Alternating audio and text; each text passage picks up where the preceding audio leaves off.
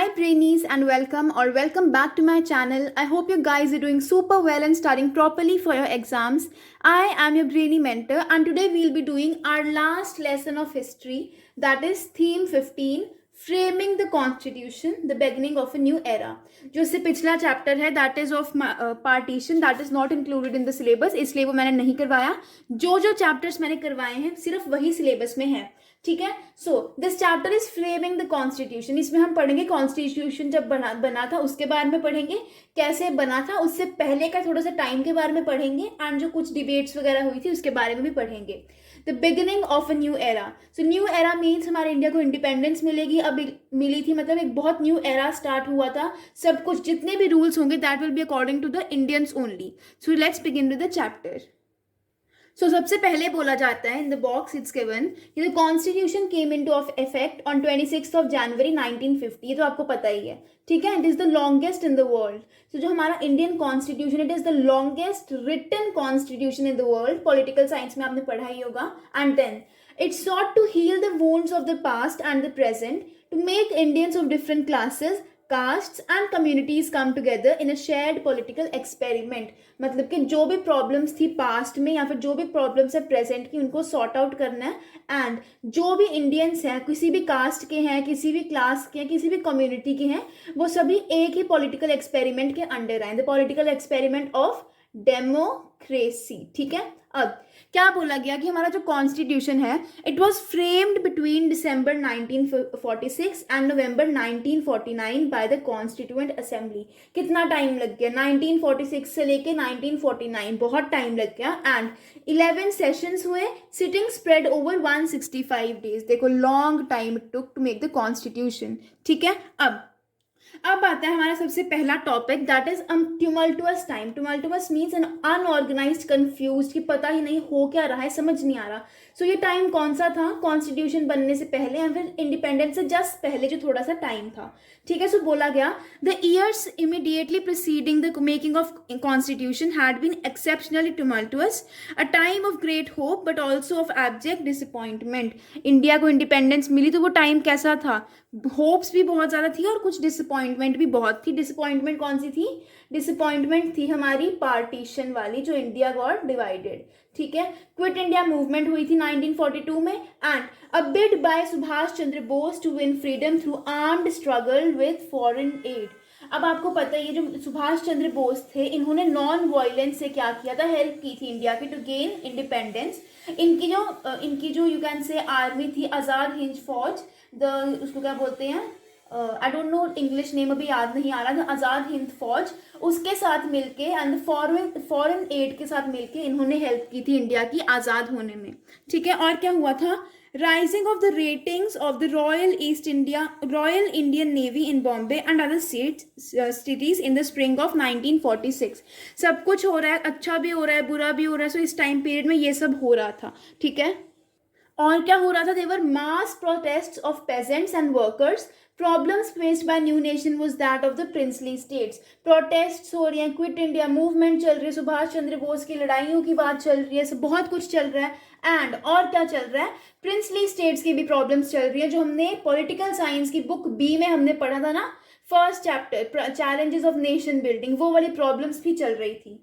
So 1/3 of the area of subcontinent was under the control of nawabs and maharajas who allowed allegiance to the British crown. हमें आज़ादी मिलनी कैसे थी? बहुत tough था, क्योंकि जो 1/3 एरिया था ना हमारे इंडिया का, वो ब्रिटिशर्स के अंडर था. मतलब बहुत बुरी तरह से नवाब्स जो थे वही ब्रिटिशर्स के अंडर थे, तो बहुत टफ था आज़ादी मिलना. ठीक है. और क्या बोला गया? The constitutional status of these princess remain ambiguous. हमें पता नहीं था कि ये इंडिया के अंदर आएंगे, अलग से कंट्री बनाएंगे या फिर पाकिस्तान के साथ जाएंगे.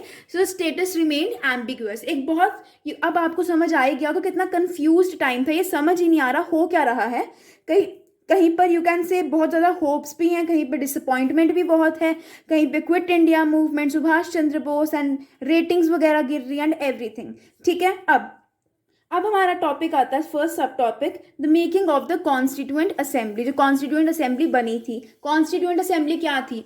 एक यू कैन से एक ग्रुप ऑफ मेंबर्स थे जिन्होंने कॉन्स्टिट्यूशन बनाया था. ठीक है. Okay. Making of the constituent assembly. So क्या बोला गया कि members of the constituent assembly were not elected on the basis of universal franchise. Universal franchise जो आपको पता है वोटिंग सिस्टम, उसके अकॉर्डिंग इलेक्ट नहीं हुए थे. ठीक है. The provincial legislatures chosen by the people elected the representatives to the constituent assemblies. जो प्रोविंशियल लेजिस्लेचर्स थे, जो लेजिस्लेचर्स थे जिनको लोगों ने सिलेक्ट किया था, वो क्या थे, उन्होंने ही कॉन्स्टिट्यूएंट असेंबलीज के मेंबर्स इलेक्ट किए.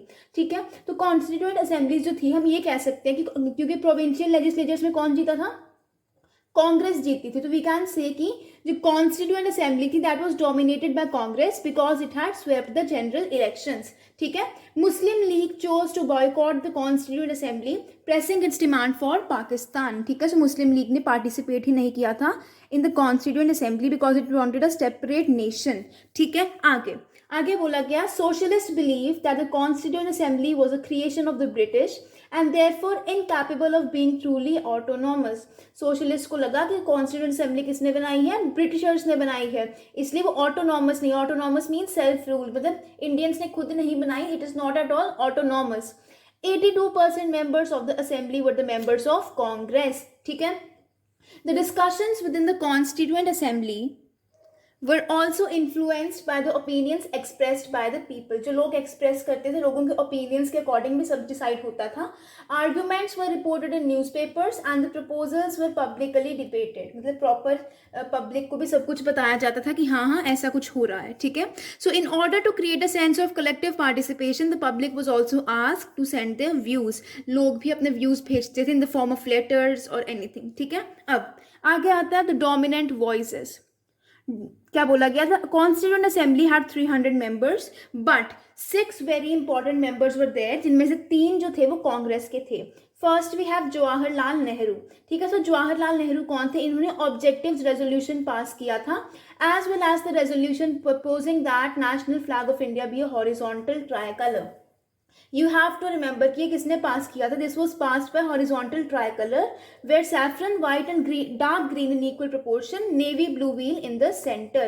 So proper एक sequence थी कि हाँ ऐसा ही होगा. Then we have V.B. Patel. ठीक है. V.B. Patel was a very important leader. You can see over here V.B. Patel. Then we have, इन्होंने क्या किया था, drafted reports and reconciled opposing point of views. ठीक है. So जो भी reports वगैरह होती थी वो बनाते थे और जितने भी point of views against होते थे उसको प्रॉपर्ली अरेंज वगैरह करते थे. Then we have doctor Rajendra Prasad, he was the president of the constituent assembly.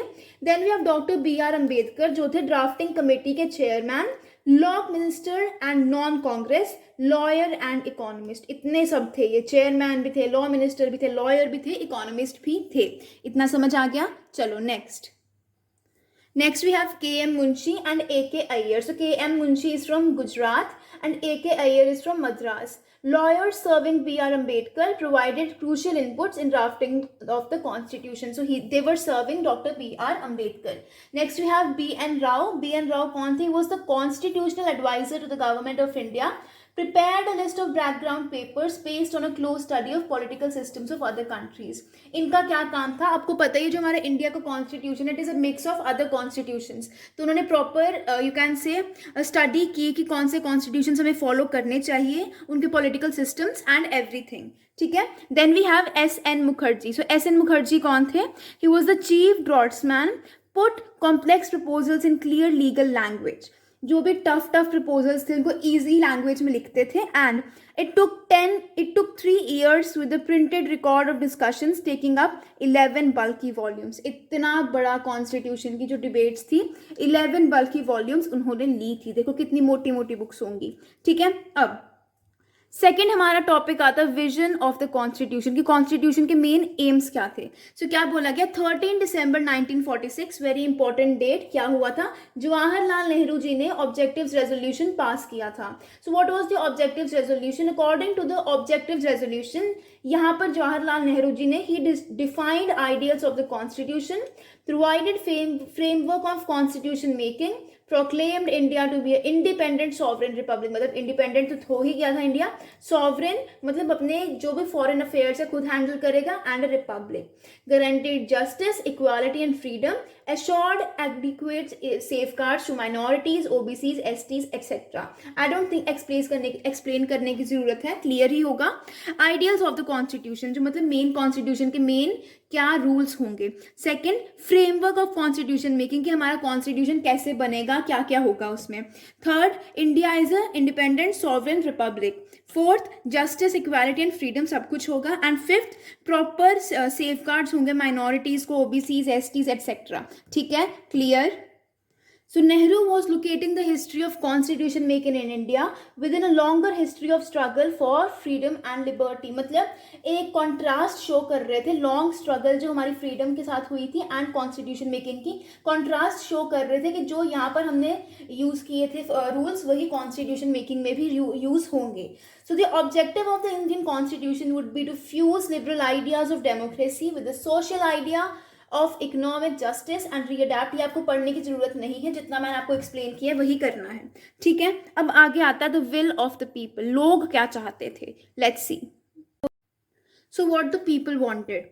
सबसे पहले बोला गया कि Somnath Lahiri was a communist member and he saw the dark hand of British imperialism hanging over the deliberations of the constituent assembly. उन्हें लगा कि Britishers का बहुत रोल है इस कॉन्स्टिट्यूएंट असेंबली में।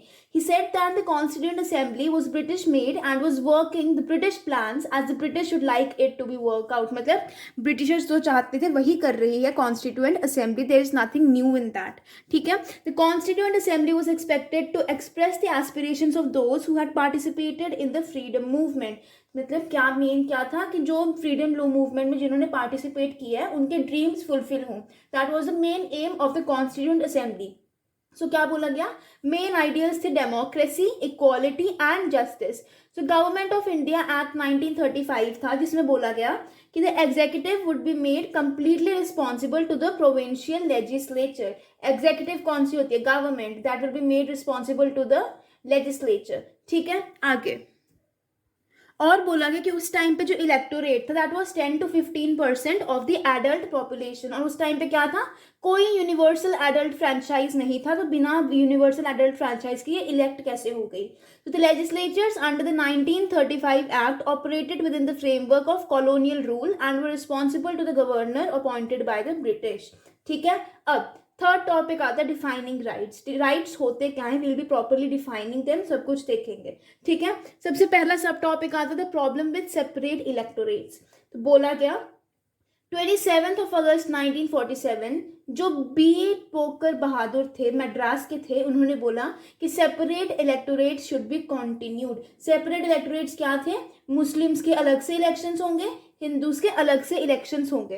तो क्या बोला गया, differences between communities could be minimised only if minorities were well represented with in the political system. अगर हम माइनॉरिटीज को अच्छे से रिप्रेजेंट कर रहे हैं, उनके अलग से इलेक्शंस हो रहे हैं, तो क्या होगा, जो डिफरेंसेस है माइनॉरिटीज मतलब कम्युनिटीज के बीच में वो क्या हो जाएंगे, कम हो जाएंगे।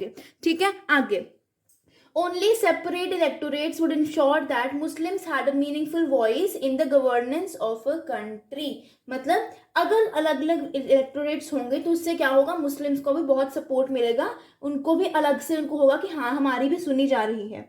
But most nationalist saw separate electorates as a major deliberately included by the Britishers to divide the people.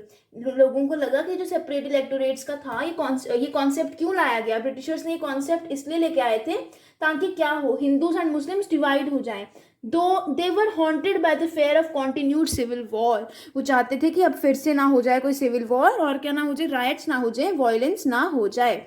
ठीक है, आगे जो गोविंद बल्लभ पंत थे, he declared that it was not only harmful for the nation but also for the minorities। बहुत खतरा है, we should not be introducing separate electorates।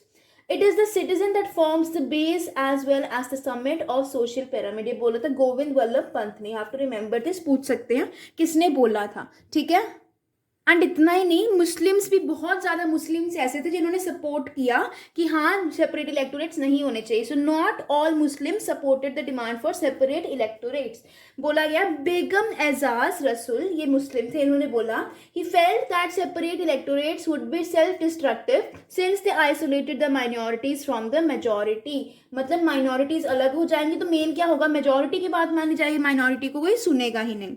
ठीक है, सेकेंड अगला हमारा सब टॉपिक आता है we will need much more than this resolution. So क्या बोला गया, एनजी रंगा जो थे, a socialist who had been leader of peasant movement, इन्होंने अर्ज किया कि माइनॉरिटीज को मतलब इकोनॉमिक टर्म्स में होनी चाहिए minorities, not in terms of caste, ठीक है. He drew attention to the gulf that separated the broad masses of Indians and those claiming to speak on their behalf in the constituent assembly. एक बहुत difference था कि मतलब poor लोगों की सुनी नहीं जा रही थी, रिच की ही सुनी जा रही थी. There was one person, Jaipal Singh, जो कि ट्राइबल लोगों को रिप्रेजेंट करते थे कॉन्स्टिट्यूएंट असेंबली में. इनको लगा कि रिजर्वेशन होनी चाहिए ताकि ट्राइबल्स को भी प्रॉपर रिप्रेजेंटेशन मिल जाए, ठीक है. अब आगे क्या बोला गया, we were suppressed for thousands of years. अगला सब टॉपिक ये किसने बोला था, doctor B R Ambedkar. So doctor B R Ambedkar चाहते थे कि अलग इलेक्टोरेट हो डिप्रेस्ड क्लासेस के लिए, लो क्लासेस के लिए. Guys once again I am telling you, separate electorate means अलग अलग से वोट्स हों, मतलब अलग अलग से लीडर्स चुने जाएं from Muslims and from Hindus, so that they have no access to education, no share in the administration. Lower classes को क्या होता था, ना एजुकेशन ना एडमिनिस्ट्रेशन, कुछ भी नहीं करते थे. They were just low and they were not even developing, ठीक है. So the Constituent Assembly finally recommended that untouchability be abolished. Very important, untouchability हम खत्म कर देंगे.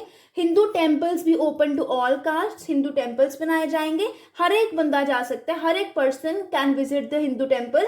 ये नहीं है कि इस क्लास का जाएगा इस कास्ट का नहीं जाएगा. And seats in the legislature and jobs were reserve for the lowest classes. Reservations जो अभी तक चलती है, you know that about that.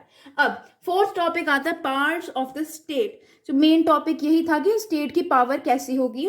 तो we got 3 list of subjects. हमारे पास यूनियन थी, स्टेट थी एंड कॉन्करेंट थी. यूनियन लिस्ट में वो पावर्स आती है जो सिर्फ गवर्नमेंट के पास ही होती हैं. स्टेट लिस्ट में वो पावर्स आती हैं जो सिर्फ स्टेट गवर्नमेंट के पास होती हैं. कॉन्करेंट लिस्ट में वो पावर्स आती हैं जो बोथ यूनियन और बोथ स्टेट के पास होती हैं, ठीक है. अब फर्स्ट सब टॉपिक आता है the centre is likely to break. So बोला गया K Santhanam from Madras felt that a relocation of powers was necessary. बोला गया कि सारी जो पावर अगर आप सेंटर पे थोप दोगे तो बहुत ज़्यादा बर्डन हो जाएगा, सेंटर बहुत ओवर बर्डन हो जाएगा and it could not function effectively, अच्छे से काम नहीं कर पाएगा. सो क्या बोला गया, a member from Odisha warned that the centre is likely to break since powers had been excessively centralised under the constitution. कि सेंटर बहुत कमजोर हो जाएगा क्योंकि सारी पावर सेंटर के अंदर है, तो बहुत ज़्यादा यू कैन से करप्शन हो जाएगी, अच्छे से फंक्शनिंग नहीं हो पाएगी. क्लियर है इतना. अब आगे what we want is a strong government. देखो क्या बोला गया, अंबेडकर ने बोला कि वो चाहते थे कि एक स्ट्रॉन्ग और यूनाइटेड सेंटर हो. So Gopalaswami Ayyangar he declared that the centre should be made as strong as possible. Centre को बहुत स्ट्रॉन्ग बनाना चाहिए, बट इतना भी नहीं कि वो अपनी पावर्स ही पूरी मेंटेन ना कर पाए, अच्छे से फंक्शन ही ना कर पाए, ठीक है. So the constitution showed a bias towards the rights of Union of India and those of its states. मतलब यूनियन सेंटर की जो पावर्स थी वो ज़्यादा थी एज कम्पेयर टू स्टेट्स. तो एक बायसनेस थी, पार्शियलिटी थी कहीं ना कहीं, ठीक है. अब अगला हमारा टॉपिक आता है लैंग्वेज ऑफ द नेशन, जिसके रिलेटेड बहुत ज़्यादा यू कैन से डिबेट्स वगैरह हुई थी. सो बोला गया by the 1930s the Congress had accepted that Hindustani ought to be the national language. Hindustani is a language which is a blend of Hindi and Urdu, ठीक है. सो क्या बोला कि जो हिंदुस्तानी थी it was a blend of Hindi and Urdu, मतलब हिंदी प्लस उर्दू थी Hindustani language. And later became Sanskritise. Main focus Hindi जो थी it became Sanskritised and Urdu में ज़्यादा वर्ड्स यूज होने लग पड़े पर्शियन के. इससे क्या हुआ, क्यों हुआ, मतलब ये क्योंकि कम्युनल कन्फ्लिक्ट्स बहुत ज़्यादा हो गए थे, इसलिए जो था Hindustani did not remain our language, ठीक है. क्योंकि पहले क्या था, हिंदुस्तानी लैंग्वेज क्या थी, हिंदूज प्लस मुस्लिम्स की इकट्ठे थी, बट एक टाइम आता है हिंदूज प्लस मुस्लिम्स अलग हो जाते हैं, तो ये लैंग्वेजेस भी अलग अलग हो जाती हैं, ठीक है. क्या बोला गया, अ plea for Hindi. So R.V. Dhulekar, a congressman from United Provinces, made a plea that Hindi be used as the language of constitution making. हमारा constitution हिंदी में होना चाहिए, but it was decided but not formally declared that Hindi in the Devanagari script would be official language. Decide हुआ था but final नहीं हुआ था और आज तक भी declare नहीं हुआ है, ठीक है. अब आगे आता है द फेयर ऑफ डोमिनेशन, डर, डोमिनेट करने का डर. देखो Srimati G. Durgabai from Madras explained her worries about the way the discussion was developing. देखो मद्रास के लोग, उस साइड के लोग, उनको हिंदी इतने अच्छे से नहीं आती है, सो उनको भी हुआ कि नहीं Hindi should not become the national language, हमारे लिए प्रॉब्लम हो जाएगी, ठीक है. फिर she inform the house that the opposition in the south against Hindi was very strong. जो साउथ की स्टेट्स है वहाँ पे बहुत ज़्यादा ऑपोजिशन है हिंदी को लेके. And according to T A. Ramalingam Chettiar from Madras, ये भी मद्रास से थे, इन्होंने बोला there should be mutual adjustment and no question of forcing things on people. क्योंकि कई लोगों को हिंदी आती है, कईयों को नहीं आती, तो you should not force things on the people. ठीक है, क्लियर. विद दिस हमारा पूरा चैप्टर खत्म हो जाता है. अगर चैप्टर समझ आया, don't forget to like, share and subscribe to the channel. हमारा हिस्ट्री का सिलेबस भी कंप्लीट हो गया. Link to the notes, written notes is given in the description. Go and check out. Don't forget to like, share and subscribe to the channel. You are at Brainy Mentor. Have a great day.